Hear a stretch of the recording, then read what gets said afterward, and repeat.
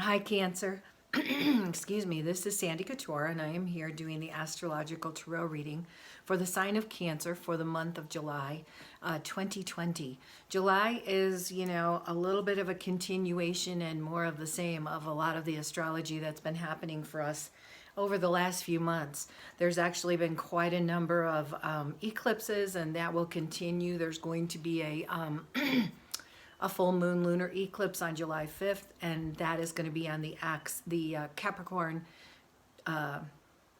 Cancer axis. So any of you with personal planets, Sun, Moon, Venus, Mars, and Mercury in Cancer or Capricorn, you're certainly being affected by everything that's going on. We've got Pluto and Jupiter conjunct in Capricorn. Saturn is coming back into Capricorn retrograde. Everything is retrograde up there in Capricorn right now.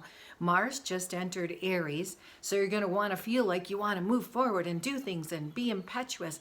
But this month is really not about that. This month is about taking a glimpse at what it is you're really attached to and how you move through life with that attachment and how it affects you and affects your personal relationships. And maybe it's some time to let go of some of the past patterning that we've all had, and beliefs, and to move forward, shaking off the old burdens of shoulds. So that's kind of the way I'm feeling. So I'm working with a new deck this week. It's the Morgan Greer Tarot. They're kind of beautiful. They're based on the Right Waiter, which is the oldest, Right Waiter, which is one of the oldest decks and the oldest ones that are around. But the colors are much more vibrant, and they have no edges. So I'm just seeing how I feel with these. So the first card that I pulled for you, Cancer, is the Nine of Pentacles. And the Nine of Pentacles in some of the decks shows a woman in a garden that's filled with everything. She has all of her needs met. So what that tells me is that you're in a really good jump off place for something bigger in your life.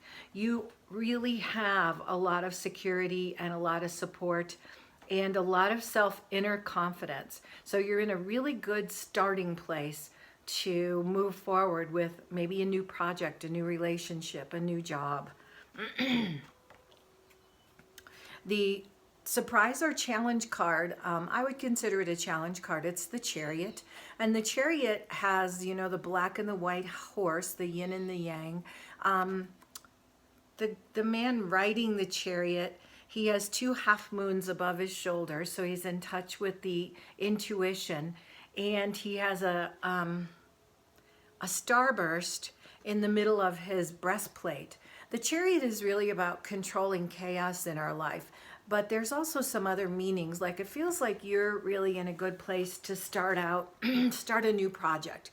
But the Chariot challenges you in your new project to find a deeper meaning in how you go about whatever it is you're going to be doing. Find a deeper meaning and a deeper gratitude for how you move through life.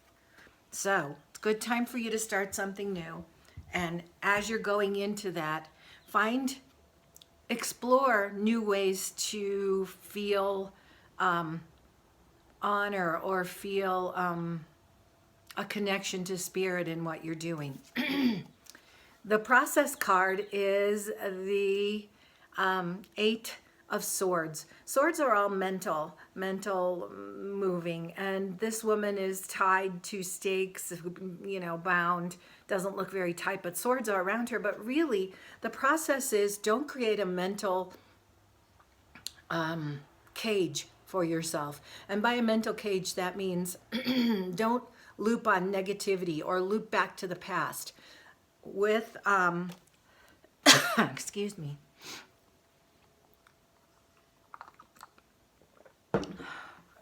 With Jupiter and Pluto conjunct in the sky, and then the full moon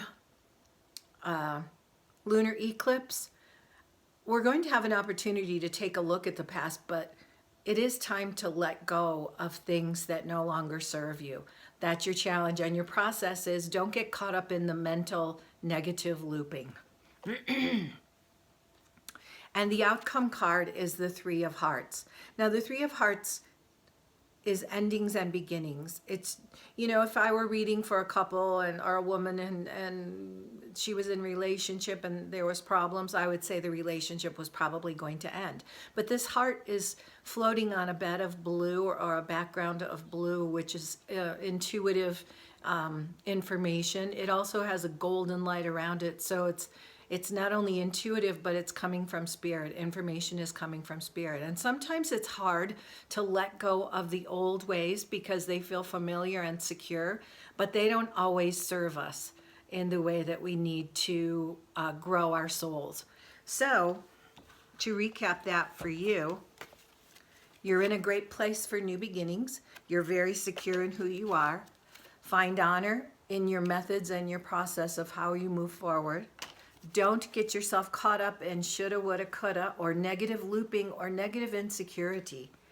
And even though sometimes it's hard to let go of the past and hard to let go of old ways of being, it's time to do that for yourself.